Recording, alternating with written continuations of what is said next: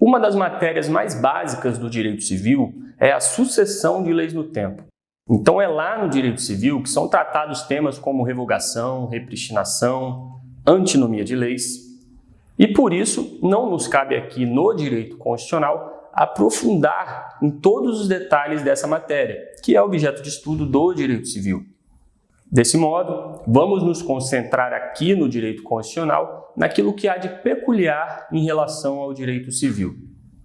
No direito civil, nós aprendemos que a vacância da lei, também conhecida como vacatio legis, é o prazo legal que a lei demora para entrar em vigor. Ou seja, após uma lei ser publicada, inicia-se o período de vacância, que somente se encerra a partir da data prevista para a vigência da lei. Desse modo, após esse período é que a lei se torna, de certa forma, obrigatória. Na prática, é um prazo para que a sociedade se prepare para essa alteração legislativa.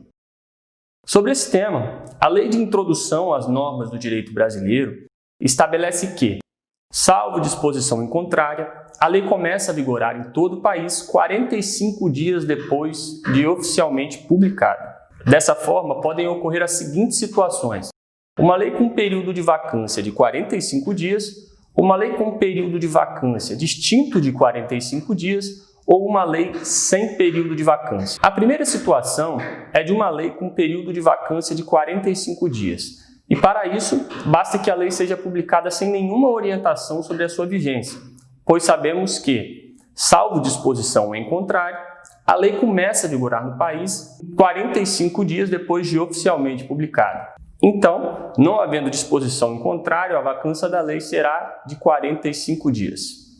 A segunda situação é de uma lei com um período de vacância distinto de 45 dias.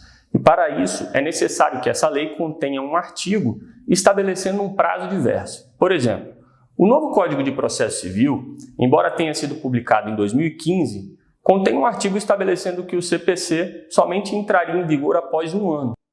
E esse prazo foi importantíssimo para nós nos adaptarmos ao novo CPC. A terceira situação é de uma lei sem período de vacância. E para que isso aconteça, é necessário que essa lei preveja expressamente que sua vigência é imediata. Geralmente, lá no último artigo desta lei estará disposto, por exemplo, esta lei entra em vigor na data da sua publicação. Isso significa que essa lei não terá vacatio legis e entrará em vigência imediata. Agora que entendemos o que é o período de vacância de uma lei, vamos compreender como fica a questão da vacância constitucional. E sobre esse assunto, precisamos entender duas premissas.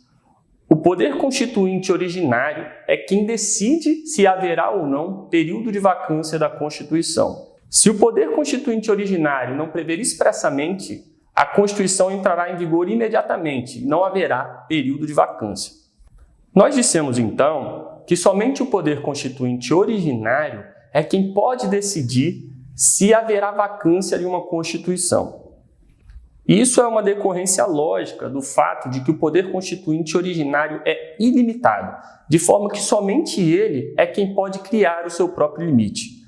Em palavras mais simples, isso significa dizer que uma emenda constitucional não pode surgir e adiar a vigência de sua Constituição, pois o poder constituinte derivado reformador, que é o poder que edita emendas constitucionais, não pode criar limites para o poder constituinte originário. Isso também significa dizer que uma lei não pode surgir e adiar a vigência da Constituição, pois o legislador infraconstitucional não tem o poder de criar limites para o poder constituinte originário. Então, como foi dito, somente o poder constituinte originário é quem pode prever a vacância de uma Constituição, de forma que uma emenda constitucional não pode conter essa previsão e nem mesmo uma lei pode conter essa previsão. Dessa forma, também é natural que, se o poder constituinte originário não tenha estabelecido nenhum período de vacância, é porque não haverá período de vacância. E como ocorreu com a nossa atual Constituição? A Constituição Federal de 1988 não contém nenhum período de vacância previsto pelo poder constituinte originário.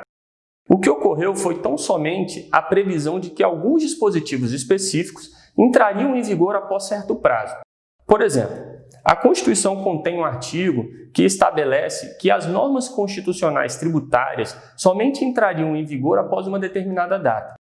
Mas não existe nenhum dispositivo estabelecendo que a própria Constituição, ou seja, que a Constituição como um todo, somente entraria em vigor após uma determinada data. Por isso, a nossa Constituição não teve a chamada vacância constitucional, pois assim não foi previsto pelo poder constituinte originário. Então vamos recapitular.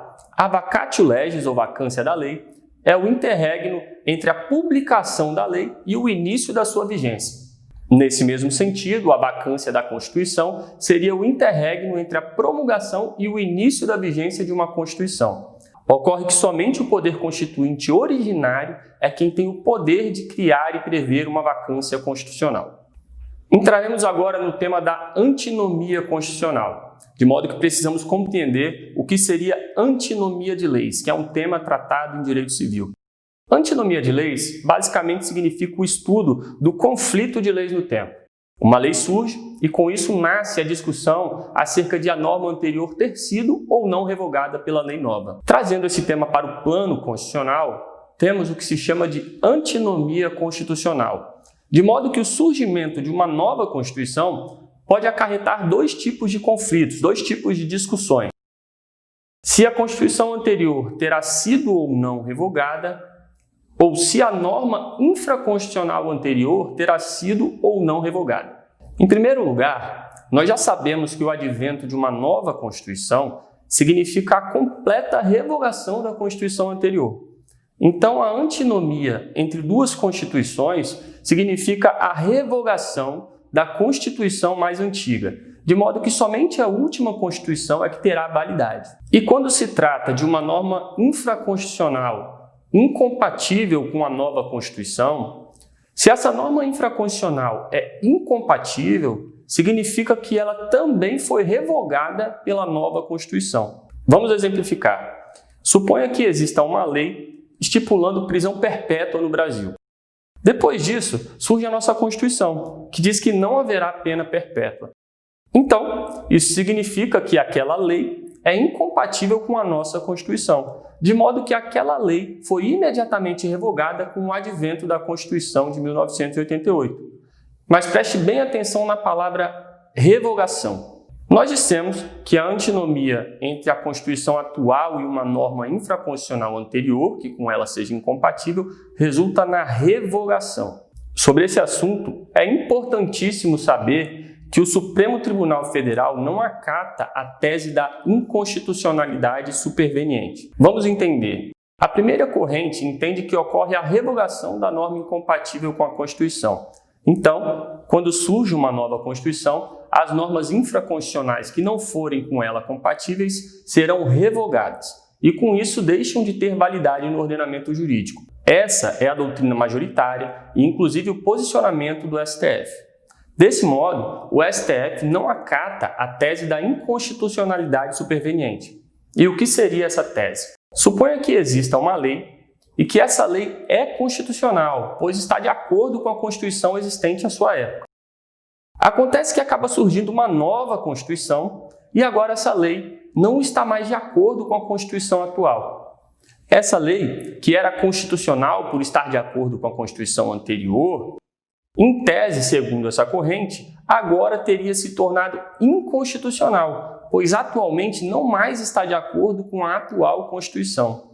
E o nome desse fenômeno seria inconstitucionalidade superveniente. Seria o fenômeno de que uma lei inicialmente constitucional passaria a ser inconstitucional em razão da edição de uma emenda constitucional ou do surgimento de uma nova Constituição.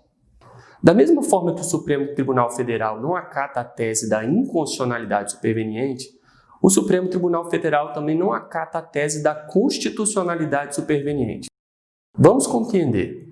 Imagine que exista uma lei inconstitucional, uma lei que não está de acordo com a Constituição. Mas em seguida surge uma emenda constitucional e essa norma, que não estava de acordo com a Constituição, que era, portanto, inconstitucional, passa a estar de acordo com a Constituição após essa emenda. Essa norma, que seria inconstitucional em sua origem, passaria então a ser uma norma constitucional e esse fenômeno seria a constitucionalidade superveniente. Ocorre que o STF não acata essa tese da constitucionalidade superveniente, pois o Supremo Tribunal Federal entende que nem mesmo uma emenda constitucional é capaz de convalidar, ou seja, é capaz de corrigir o grave vício da inconstitucionalidade. Desse modo, uma lei que nasce inconstitucional sempre será inconstitucional. Essa discussão é extremamente importante para compreender o controle de constitucionalidade.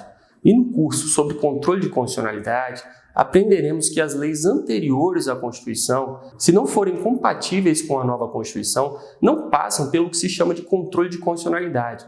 Essas leis são simplesmente revogadas. É um procedimento muito mais simples que o controle de constitucionalidade, é meramente um juízo de recepção. A nova Constituição revoga as leis pré-existentes